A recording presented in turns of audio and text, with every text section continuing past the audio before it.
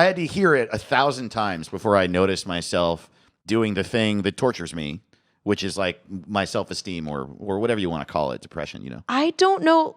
I've been to this new lady twice, and I think she's good, but like, I don't know what I'm supposed to expect. You know, it's really funny. I don't know exactly why, but the way that people work, including me, for some reason, going to a mental health doctor, it feels like there's supposed to be concrete results immediately. Yeah. And that's not how we feel about every doctor. And I've personally been trying to like I think that going to a therapist should be thought of like you're going to the dentist. Like when we go to the dentist, we go whether we're in pain or not. And when the dentist tells us something, we just believe them and then we just do it. And but then when we talk about mental health, we're like, why am I even here? And it's like, who cares? Just go. Yeah. Everyone always goes to the dentist. And then sometimes you have problems, sometimes you don't.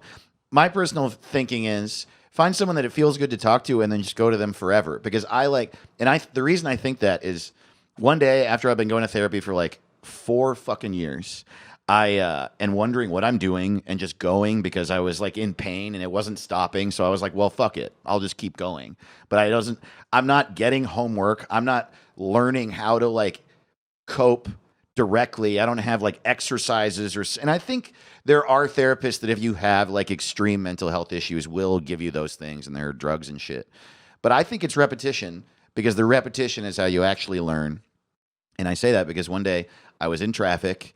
I was driving down Robertson in Los Angeles near the 10 freeway. I got cut off.